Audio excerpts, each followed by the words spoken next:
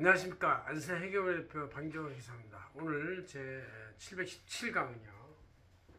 특이한 주제인데 세법 개요를 좀 설명하고 그걸 세무수첩에 담았다 이런 얘기인데 우리 안세 재경 전원을 매년 말 후는 이렇게 세무회계 재경 전원 수첩 이렇게 해서 이 실질적으로 나간 이 세무수첩이라는 게 있어요. 이렇게 이제 한 150페이지 정도 된 책이 있는데 여기에 세무 내용을 다 담아놓고 또 개요도 담아놓고 그래서 누구나 이렇게 보면은 이렇게 감을 잡을 수 있도록 해놓은 책이에요. 그래서 요게 이제 연말에 배달을 하고 요거에 대한 거에 또 그 내용 쓰는 부분을 제외한 그 내용만 이제 그대로 넣어서 세법 개요를 넣고 또 달력도 넣고 이렇게 해놓은 것이 요 세무수첩의 저널이 연말에 나가는 것이죠.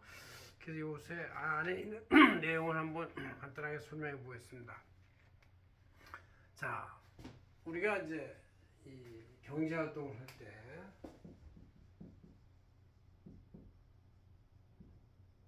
이제 경제활동에 따라서 이제 결국은 세금이 발생하게 되고 세금을 납부를 해야 돼요. 납부를 해야 되는데 국가 총세수가 이렇게 있으면 이 3% 정도가 상속 증여세예요. 나머지 이제 법인세가 있고 근로소득세가 있고 그 다음에 종합소득세가 있고 그 다음에 부가세가 있고 각종 지방세가 있겠죠. 취득세, 등록세, 재산세, 종부세 뭐 이런 것들. 그래서 이제 이게 세수 구조가 보면 이 나머지 97%가 이게 상속증여세 수동적 세금이고 이거는 다 활동의 경제활동에 따라서 나오는 능동적 세금이에요. 이 3%의 상속증여세를 가진 이 사람들이 결국 창업가, 자본가, 투자자들이라고 볼 수 있는데 이들이 움직여야 이 경제활동 세금이 생기죠. 왜냐면 이들이 뭐 법인을 창업해서 법인세를 내고 거기서 직원들을 고용해서 근로소득세를 내고 그 다음에 자기가 배당을 받아가지고 종합소득세를 내고 또 거래를 통해서 매출세에 의해서 매입세를 뺀 부가세를 내고 또 여기서 잉여 돈이 생기면 잉여 돈 가지고 재산도 사고 집도 사고 하면 지방세, 취득세, 등록세나 종부세가 생기고 재산세가 생기는 이런 구조가 돼 있어요. 근데 우리나라 상속증여세법이 제정된 12월 말에 국회 계엄과 탄핵 투쟁 속에서 잘못돼가지고 상속증여세를 좀 낮추겠다는 개정안이 폐지가 됐어요. 그래서 그대로 상속증여세율이 이제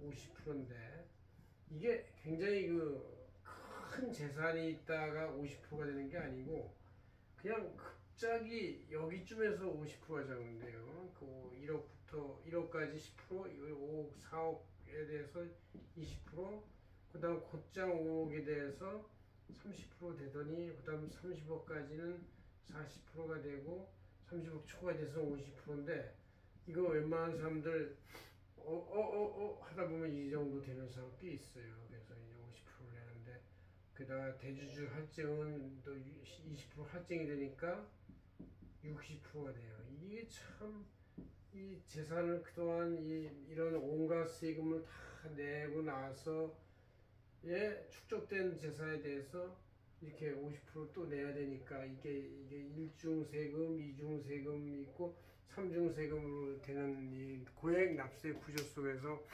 그 창업자나 자본가나 이런 분들이 지분을 팔고 회사를 팔고 기술을 팔고 직원을 다 이제 어떻게 다른 사람한테 맡기고 떠나는 경우가 생긴다. 이거 어디로 떠나냐?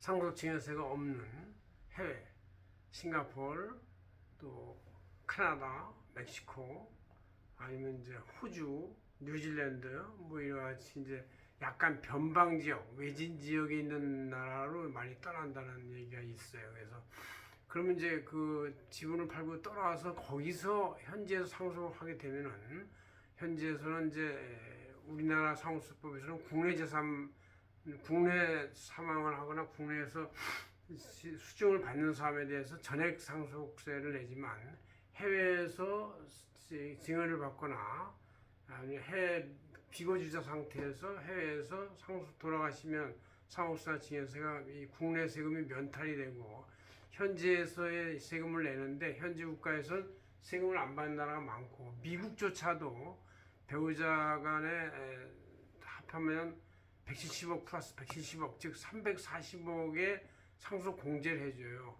웬만한 중견 사업자들이 기업을 잘 키워가지고 그 기업 가치가 340억 되는 경우는 뭐 극히 드물죠. 거의 95%가 다 340억 선에서 머물기 때문에 미국도 상속세가 없는 나라라고 볼 수 있어요. 야, 미국같이 그럼 미국의 상속세 누가 내느냐? 큰 회사들이 내는 거예요. 매그니피션트라고 하는 큰 회사들, 뭐 예? 애플이나 마이크로소프트나 뭐 이런 데들이 내, 아마존이나 이런 데서 내는 것이죠. 나머지 이제 웬만한 중소 사업자들은 거의 안 내요. 미국과도 상속세가 없는 나라 같이 돼 있으니까 미국까지 거대한 인구 유입국이 이렇게 돼 있어요. 근데 한국은 지금 사실 이 동북아 변방에 위치해 있어요. 한국이 물론 뭐 중심국가라고 말하는 사람도 있지만 위치적으로 중심국가가 아니에요. 한국은 중국으로 거대한 공산국가 러시아와 중국과 북한의 유럽하고는 막혀 있고 또 중국 때문에 중동아시아하고도 막혀 있고 아프리카도 막혀 있고 인도하고도 막혀 있고 또 일본하고도 태평양을 걸려면 직접 가는 게 아니라 이렇게 돌아서 나가야 되기 때문에 사실은 변방국이에요. 변방국이 상속세 이렇게 높으면 아무런 해외 자금이 모이지 않고 국제적 경쟁력도 없게 됩니다. 그래서 한국의 많은 중견 사업가들이 회사를 팔고 또 옛날 5자녀, 6자녀 이렇게 있을 때는 이제 그 중에 한 명이 가업을 승계받을 경우도 있었지만 지금은 이제 한두 명밖에 안 났기 때문에 난 애들이 뭐 해외로 가버린다든가 아니 교수를 하겠다든가 딴 직업을 하기 때문에 그 가업이 붕괴가 돼서 실제 좋은 회사들이 승계자가 없어가지고 회사의 지분이 사모펀드에 매각됐다가 중국 자본에 넘어간 경우도 굉장히 많다는 거예요. 그래서 중국 자본들이 또 매번 그걸 노린다는 겁니다. 그래서 한국의 기술을 뺏고 중국이 기술 추격을 우리나라를 급속히 10년 내에 많이 추격하고 아니면 추월한 경우도 많다는 이유 중에 하나는 이와 같은 중견기업의 기술들을 다 흡수해가고 물론 이제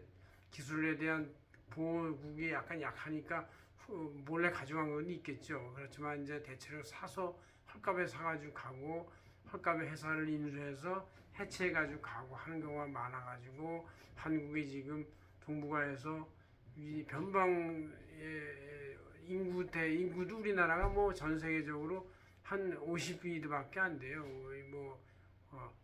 그런 나라인데 자꾸 상속세 층에서 높으니까 사업가들, 자본가들이 이탈하고 가족들이 이탈해가지고 국부, 즉 잠재 성장률이 자꾸 떨어지는 나라가 돼 있는 거예요. 이렇게 한국이 지금 위험하다. 게다가 인구 출생도 적게 돼가지고 상당히 잠재 성장률을 줄이는 내수 부족에 또 시달리고 되는 이런 문제가 생긴다 이런 얘기죠. 이런 상태에서 우리가 살고 있다.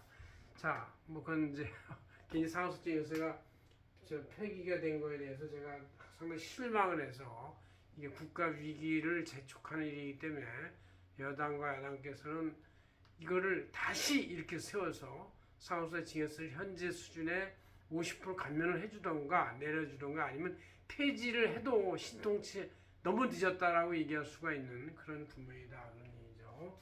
자, 그 중에서 이제 이게 법인세가 이제 제일 먼저 왜 창업을 해야 되니까 법인세는 총 복식국위를 회계를 해요. 회계를 한 다음에 손금산임, 입금불산임 이런 걸 플러스 마이너스 세무조정이라고 해가지고 과세 소득이 나오면 과세 소득에 대해서 2억 초과부터 20%를 이렇게 내게 되는 이런 세후 구조로 되는 것이고 법인에 여기 이제 손익계산서에서 급여가 나가고 급여에 대해서 근로소득세가 있고 이익에 대해서 배당 소득세가 있게 되는 이런 것이 이제 법인에서 나오는 창출된 세금이다 내용이죠. 그다음 개인 사업자들이 소득세는 종합소득이 있고 이 중에서 일부는 이제 분리소득이 있는데 분리소득이 뭐 조금 이자 배당에 일부가 있고 뭐 그래가지고 있습니다. 그다음 이제 부가가치세는 전자세 연계한선을 끄는 총 매출세액에서 3개월 단위로 매입세액을 뺀 나머지니까 이것은 더하기 빼기에 불과하니까 여기에 매출세액을 쭉 더하기를 하고 매입세액 쭉 더하기를 한 다음에 총 매출세액에서 총 매입세액을 뺀 나머지를 하면 이게 차액이 생기면 이제 부가가치세를 하는 것이죠. 이것은 이제 당연히 국세청 홈택스에 들어가면 각 사업자들이 끄는 전자세 연계한서 전부 다 집계가 돼 있어요. 자동으로. 그래서 그것만 보고 그대로 다운받아가지고 신고를 하면 되기 때문에 누구도 신고를 하기 쉽게 돼 있다 이런 얘기죠. 그래서 세 가지 세금이 이 재경전월에 이 안에 잘 수록돼 있다는 얘기고, 어쨌든 우리나라는 상속증여세를 현재 다른 이 비과세국 같이 낮춰놔야 국제 경쟁력이 생기고 국내 성공 사업가의 자본이 이탈하지 않아가지고 국내 투자를 하고 국내에서 머물면서 국내 부가가치 창출을 하고 국내 세금도 이루어낸다 이런 얘기죠. 그러니까 상속세 전세 세수의 3%도 안 되는 것 때문에 97%의 세금을 놓치는 소탐 대실이 일어나면 절대 안 된다는 게 제 주장입니다. 고맙습니다. 안세겸 대표 방정혜였습니다.